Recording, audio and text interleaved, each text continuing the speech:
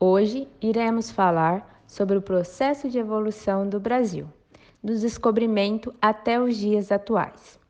O dia 22 de abril de 1500 ficou marcado na história brasileira como a data de chegada dos portugueses ao Brasil. Esse acontecimento também é chamado por alguns de Descobrimento do Brasil. E a expedição portuguesa era formada inicialmente por 13 embarcações e era liderada pelo capitão Pedro Álvares Cabral.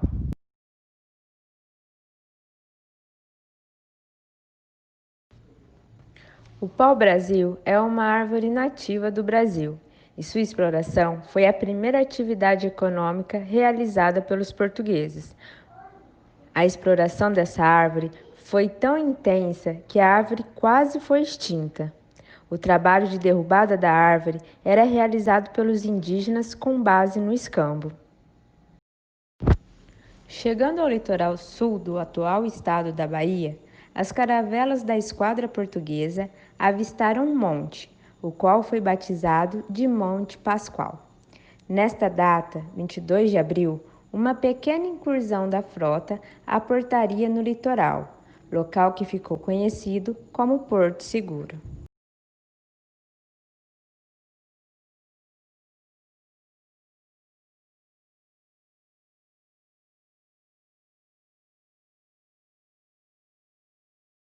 Após a exploração do pau-brasil, dá-se início ao ciclo da cana-de-açúcar. Com o crescimento da produção açucareira, notadamente em Pernambuco e na Bahia, o Nordeste tornou-se o centro dinâmico da vida social, política e econômica do Brasil. Em 1530, as primeiras mudas de cana-de-açúcar foram trazidas da Ilha da Madeira na expedição colonizadora de Martim Afonso de Souza. Em 1532, Martim Afonso fundou o primeiro núcleo de povoamento do Brasil, a Vila de São Vicente, onde instalou o primeiro engenho a que deu o nome de Engenho do Governador.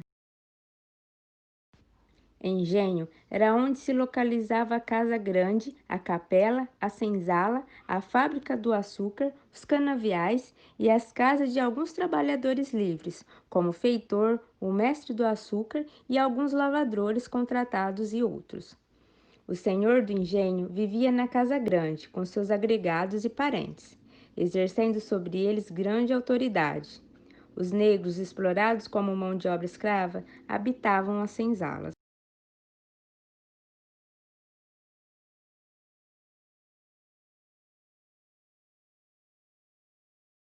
Gerais.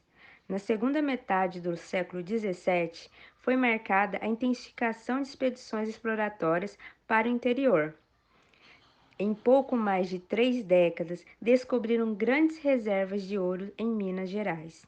Essas expedições seguiram avançando para o centro-oeste e logo em seguida alcançaram depois outros pontos, como Goiás e Mato Grosso. Era o início da grande mineração aurífera no Brasil. Em 1702, temos a criação da Intendência das Minas. Este órgão era encarregado de controlar a exploração do ouro, cobrar impostos sobre a mineração e julgar os crimes praticados na região em nome da Coroa de Portugal.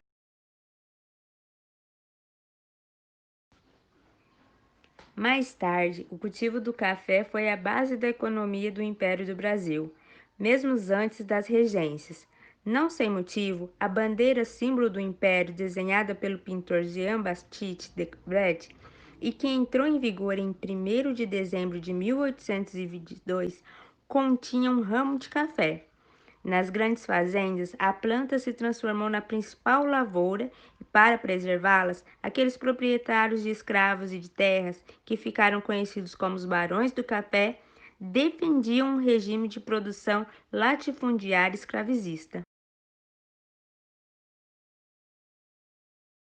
A industrialização do Brasil foi historicamente tardia ou retardatária.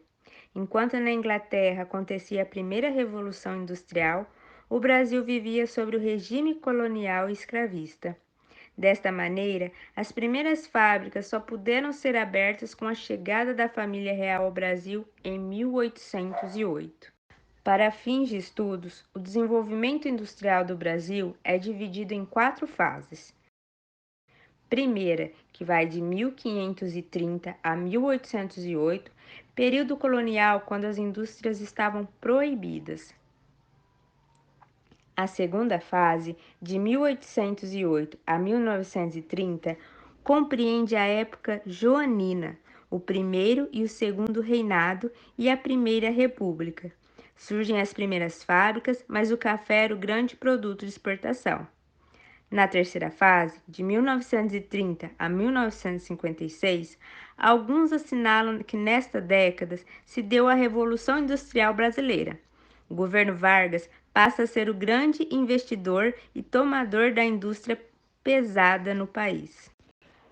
A quarta e última fase da industrialização no Brasil dá-se início em 1956 e ocorre até os dias atuais.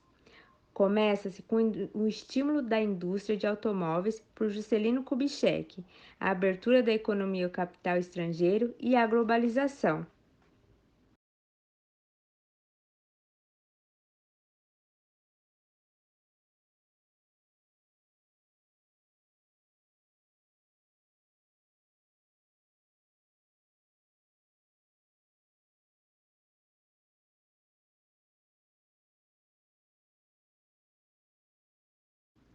Com a chegada de Juscelino Kubitschek à presidência, se observa o crescimento da indústria de bens intermediários. JK privilegiou a indústria automobilística em detrimento do transporte ferroviário e a fabricação de autopeças conheceu um grande impulso. Para isso, abriu a economia brasileira ao capital estrangeiro. A construção de Brasília também garantiu o fermento da indústria nacional, pois era preciso muito material para levantar a nova capital.